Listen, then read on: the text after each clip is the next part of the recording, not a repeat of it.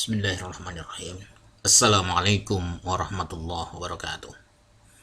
Alhamdulillah wassalatu wassalamu ala rasulillah. Pada kesempatan kali ini kita akan membahas tema 5 mata kuliah Ulumul Hadis, yakni tentang pembagian hadis.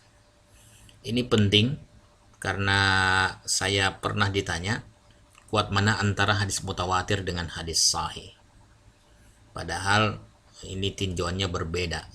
Satu dari segi kuantitas periwayat, satunya tentang hadis sahih itu dari segi kualitas riwayat.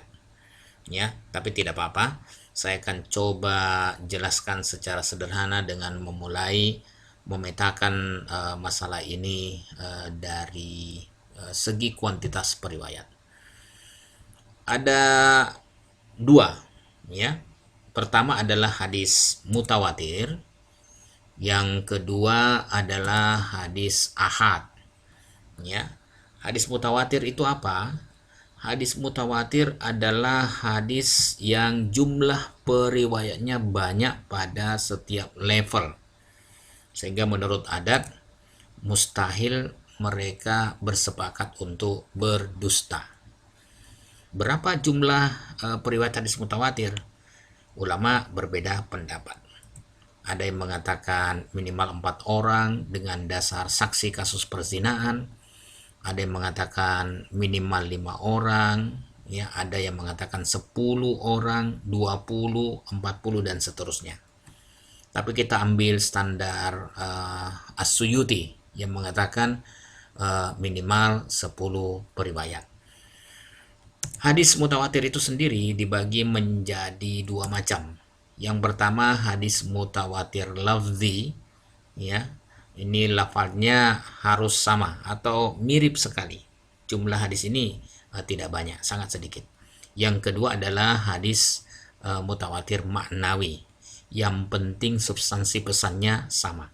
Persoalan beda redaksi tidak masalah. Ya, tapi jumlahnya harus tetap minimal 10 menurut As-Suyuti.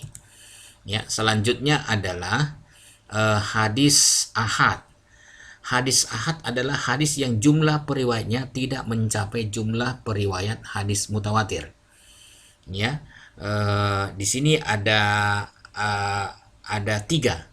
Ya, jumlah periwayat hadis masyhur itu antara 3 sampai 9 orang. Jadi kalau kita tadi sepakat mengambil jumlah periwayat hadis mutawatir minimal 10, maka di bawah itu antara 3 sampai 9 orang itu masuk hadis ahad yang masyhur.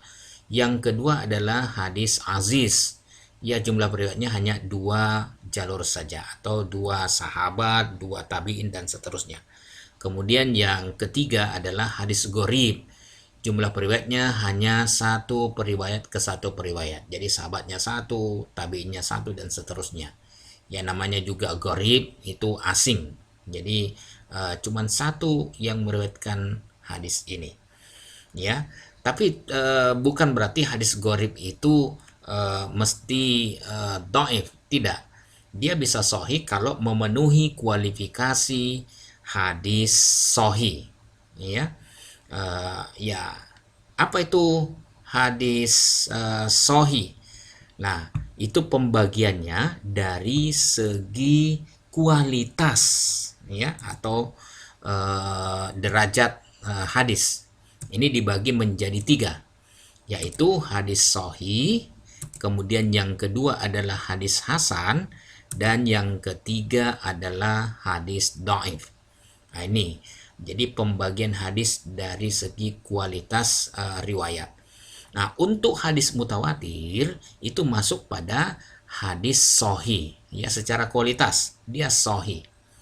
Nah, apa yang membedakan antara hadis mutawatir dengan hadis sahih?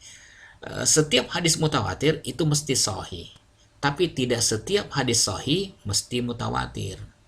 Ya, hadis sahih itu bisa ahad, ya, yang masyhur, bisa aziz, bisa gharib.